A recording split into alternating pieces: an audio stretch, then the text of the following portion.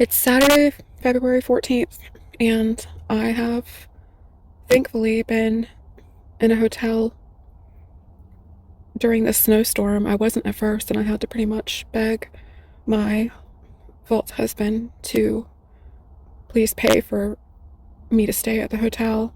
My fingers and toes were so numb, and the snow was coming down very heavy, and I didn't have any service on my phone, and so I had to walk to the hotel in hopes that he would say yes and use their Wi-Fi to call. Anyway, so I've been in good spirits and everything's been great. Everything's been great while I've been at the hotel, but I had to check out today, and um because I was paying for the week, he paid for the week, and it's like such a mental adjustment to come back here and to be living outside again. And some kind of animal had got into some of my food that I had left here. Um, I had it in a bag and stuff, but there was like chomps taken out of the plastic bag, and I was like, oh my gosh, I don't know what it would have been, but probably some kind of a woodchuck or some kind of. And that's very, I'm very much a girly girl, and this has been definitely interesting. I mean, using the bathroom outside and not being able to shower and those kind of things are very, you know,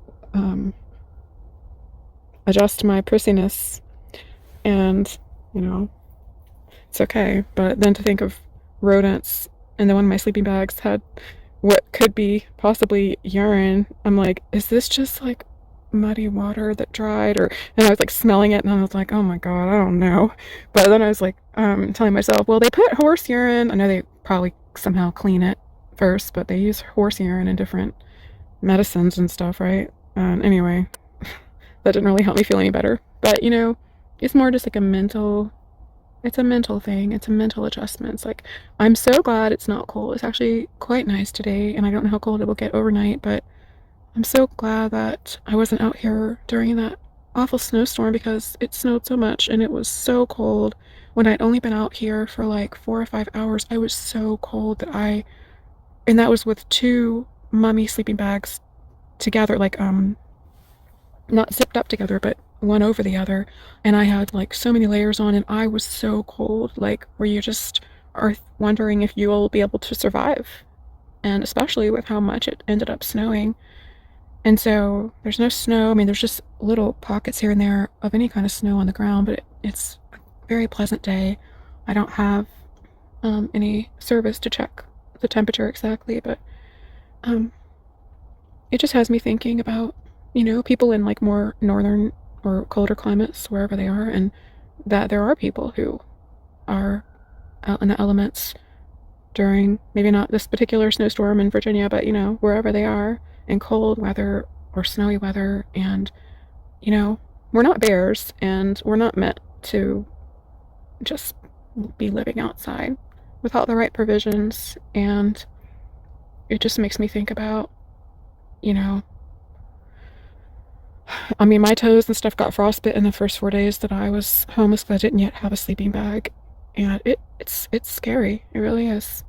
And I know that there are people who lose their legs, and there are people who die, I'm sure, from the cold.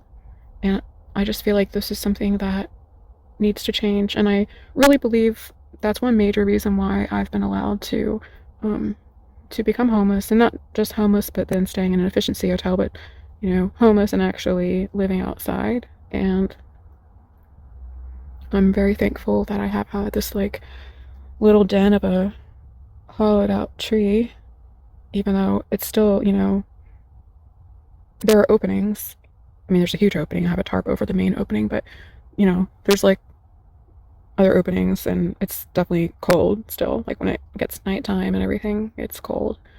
So, I mean, but I am thankful because, it's at least some kind of shelter. I know that it definitely helps with the wind, and with me having the tarp and stuff, obviously that helps a lot with the rain and things like that.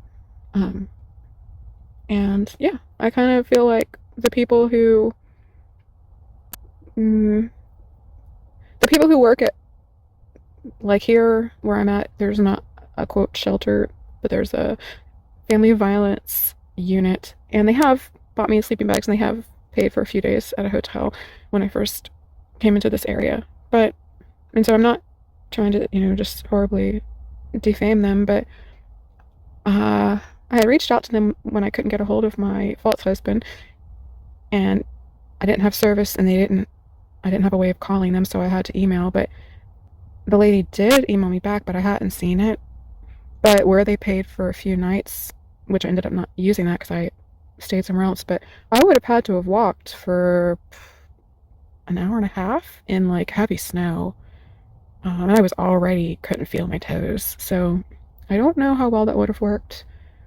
And so anyway, just thinking about people who work and whatever it is, if it's a family violence, a shelter, whatever, people whose, pension, or people who make their living working somewhere like that. Like, I kind of was thinking the other day, like, they need to spend at least one night outside like this, the sleeping bag and, yeah, some food and, rough it. And I think I was thinking that the day it was snowing and I couldn't get a hold of anybody, and I was just like, because I had already reached out to her before the snow. We knew the snow was coming, and she said no, that there wasn't going to be a temporary shelter opening. She had said at first that there might be. And so, as the snow was approaching, their hours of operation were discontinued. And so I had gone by there and was trying to, find out, like, what's going to happen. But what happens is that, the homeless get left out in the snow, and everyone else cuddles up by fires in their home with heat that works and isn't drinking ice and wondering how they're going to get their water to unfreeze, and just these very practical things. And I just feel that, there's always enough money for people who work at a place like that to get their yearly salary. And that's right, they should. I'm not saying they should work for free, but yeah, especially when people have truly been displaced because of abuse. And it's not like I'm a lazy person in any way, shape, or form, but I also have been manipulated very heavily by the government, and just it has to do with the secret societies. But it really is like somewhere like we might think Russia or somewhere would have been, but it really is. It's the way our government operates too, and then tarnishing my my record by falsely imprisoning me, and then upping from a misdemeanor to well, it still is a misdemeanor, but it looks bad. They put it as over $1,000 worth of damage. And if you look back at my videos where there were gunshots, the police were mocking me, they were calling my cell and mocking me and telling me there weren't gunshots in that area. And it's all just like, it's bullshit, and it's a very corrupt system. And then there's a lot of people who would want to gaslight me and say, oh, well, that really happened, are you sure? But yes, it really did. And it has hurt me in trying to get work. And then I believe when I was hired at Love's that was really more of people who are part of that secret society. Like the lady who hired me, like, she literally had a funeral of her children's dad. He had died. I don't think they were still together, but he had died, and she was younger than me. And later I thought he was probably killed somehow, like doing dark magic and like a backfire. It probably was related to me and this whole thing. And I feel like they hired me to try to trap me and get me killed. Because if you look back at some of my videos, there were days where they were like discontinuing my hours, and then it was like I was kind of being set up by the taxi guy, and it was just some really fishy stuff. And I feel that, and that's why they ended up firing me, and I was like probably the best worker there. But yeah, I think it really would take going through something like this before like the average person would believe what I'm saying. But it's just a huge adjustment to come back out here. It's starting to get cold now. I'm going to need to put a coat on and kind of snuggle down in my sleeping bag.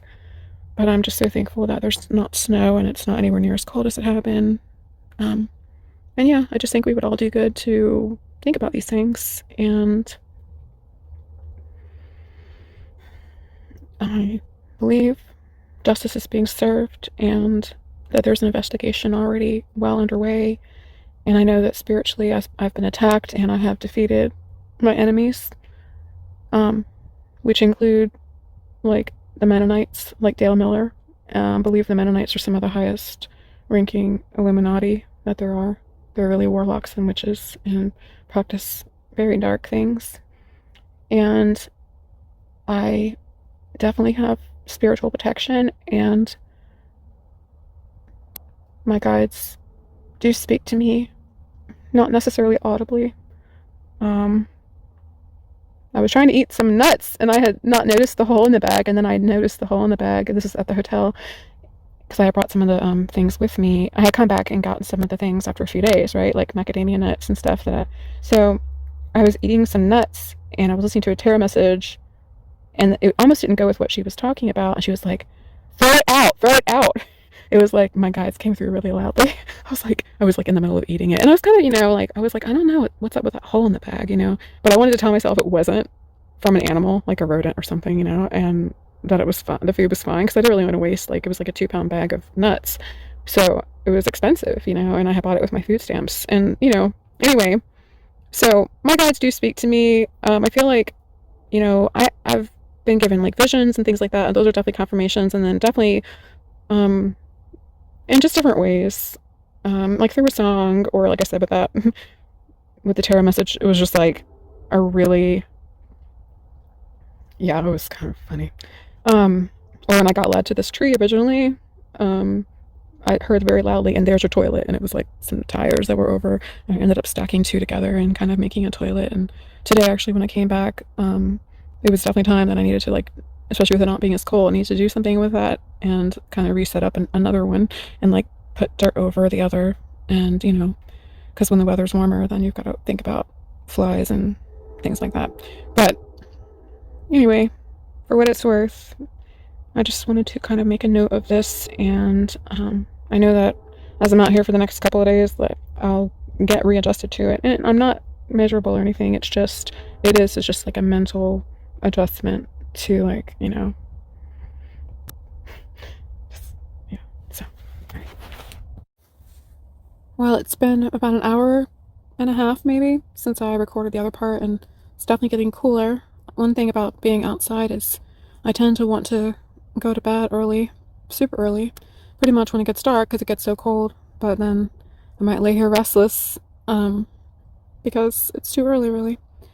But I feel like some of that heaviness has lifted, and sometimes I know it's not my own energy, but I feel like this was, because it is just a mental adjustment. But it's definitely gotten colder. I've gotten my coat on now and a headband, and yeah, I just want to raise awareness. It's not like I think I'm more important than everyone else. It's just, I just feel like I'm going to be in the public eye, and there are reasons for that. And there's also, I believe, reasons for me being homeless and actually having to live out in the elements. And it's not something that everybody faces. I believe it's something that many people face. And when anything is something that becomes personal to your own, in your own life, like being a survivor of incest, or being someone who has freed themselves from domestic abuse, when everyone gaslit you and you couldn't find any support anywhere, but by yourself you found freedom and ended up finding true spirituality, leaving religion behind. And anything that we go through, there's a reason, so that we can be a voice and help others. Just raise awareness. I don't think everyone needs to become homeless. I do feel that people would do well who work in these kind of facilities to familiarize yourself with what's practical, what's practically needed. Because like the heirloom quilt I was given, the first 4 days was freezing and cold and wet, just from the coldness and dampness in the air. And I still have nerve damage from being frostbitten on my feet. So anyway,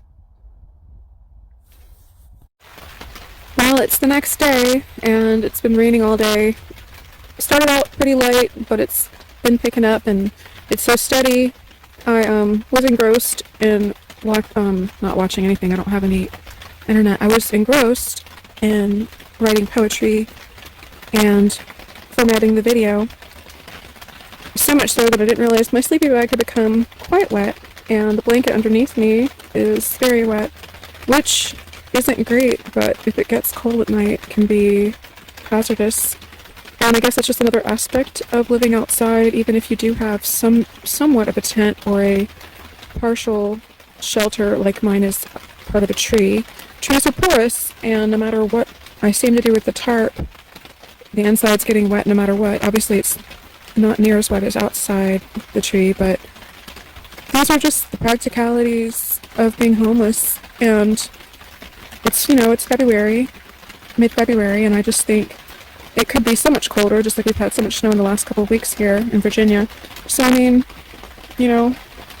I'm not maybe in harm's way tonight, most likely, but I think that as a society we need to care about the homeless and the cold and the freezing and the real dangers of, frostbite, and which can lead, to gangrene and needing to be amputated, and these are serious things.